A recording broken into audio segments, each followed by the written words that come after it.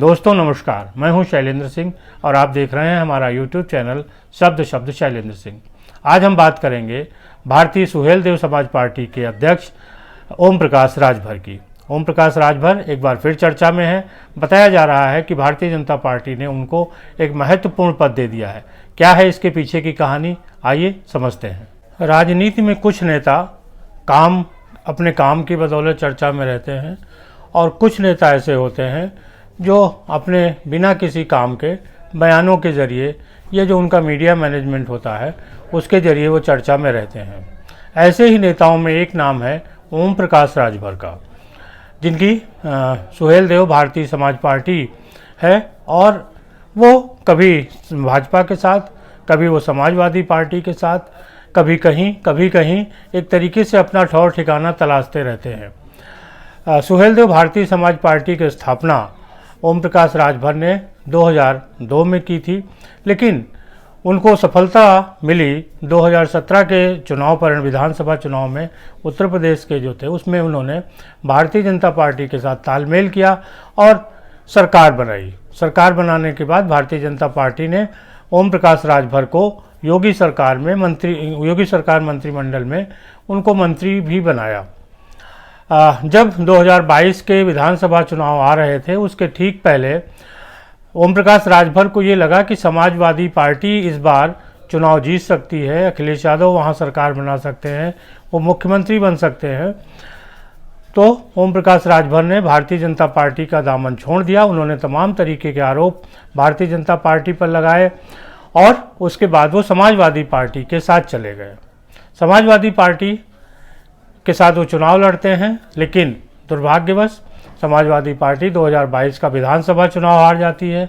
विधानसभा चुनाव हारने के बाद एक बार फिर से ओम प्रकाश राजभर का जो गणित है वो बिगड़ जाता है और वो किसी न किसी तरीके से इस प्रयास में रहते हैं कि समाजवादी पार्टी से उनका दामन छूट जाए और वो समाजवादी पार्टी से अलग हो जाए।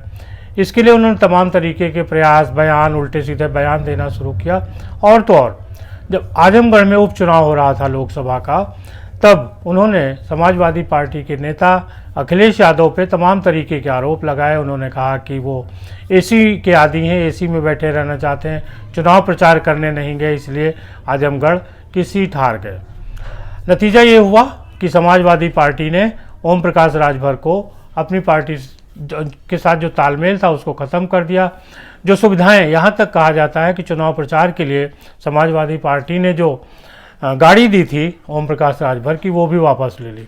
इसके बाद तिलमिलाए ओम प्रकाश राजभर समाजवादी पार्टी को छोड़कर भारतीय जनता पार्टी की तरफ आने का प्रयास करने लगे।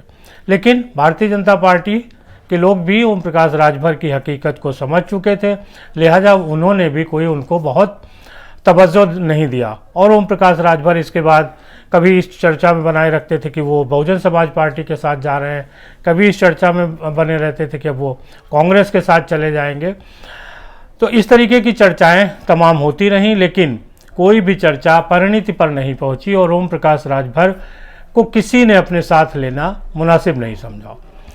अब चूँकि उनको आदत है चर्चा में बने रहने की, उनको आदत है कि वो अपने बयानों से लोगों के बीच रहें, खबरों में रहें, उनका मीडिया मैनेजमेंट अच्छा है। इसका एक प्रमाण आज मिलता है जब तमाम सारे मीडियाओं में ये खबर चली कि ओम प्रकाश राजभर को अब एक नई जिम्मेदारी भारतीय जनता पार्टी ने दे दी है। ऐसा लगा जैसे भारतीय जनता पार्टी ने ओम प्रकाश राजभर को कोई बहुत महत्वपूर्ण पद दे दिया है, भारतीय जनता पार्टी ने उनको अपनी पार्टी में शामिल कर लिया है। खबरों का ये खेल किस तरीके से आगे बढ़ा, आप देखिए।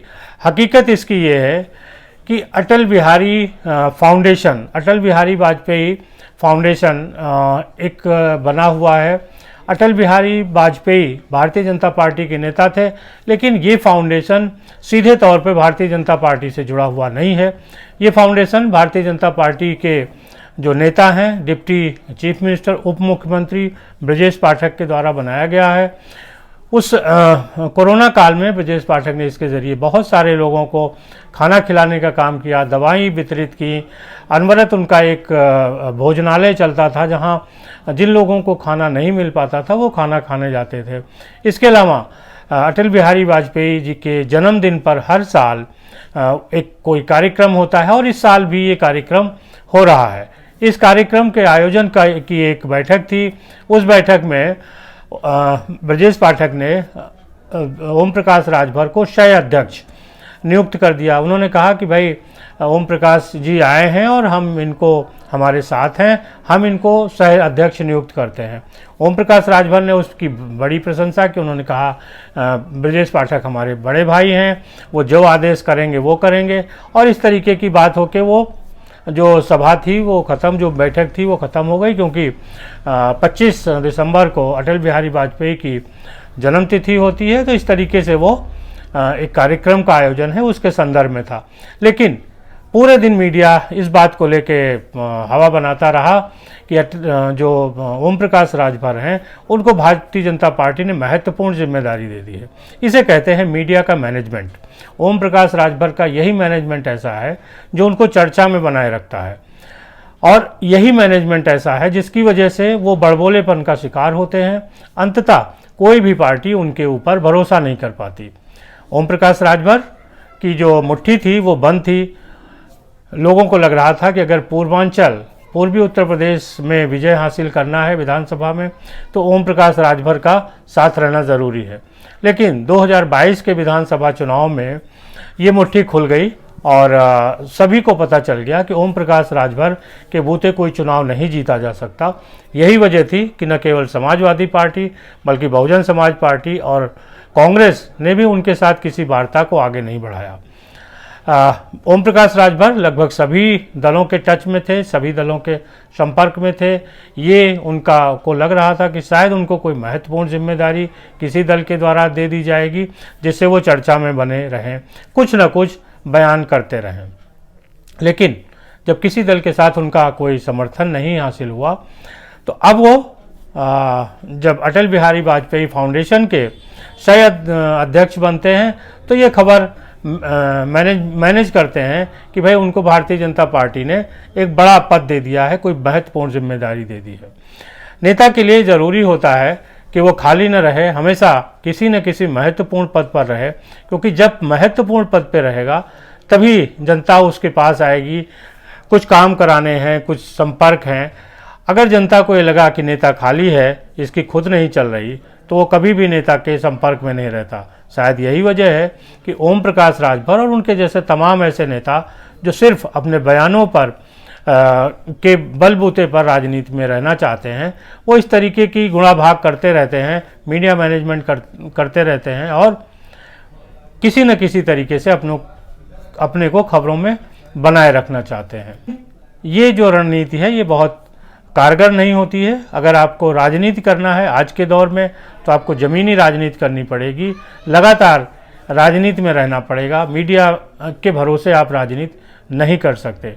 ओम प्रकाश राजभर इस बात का उदाहरण है कि वो सिर्फ बयानों के आधार पर राजनीति करना चाहते हैं। आपको हमारा वीडियो कैसा लगा ज़रूर बताइएगा। साथ ही साथ हमारे चैनल को लाइक, सब्सक्राइब और शेयर करते रहिए, जिससे हम आपके बीच लगातार आ सकें और हमारे आने का पता आपको नोटिफिकेशन के द्वारा चल सके। शुक्रिया, धन्यवाद, शुभ रात्रि।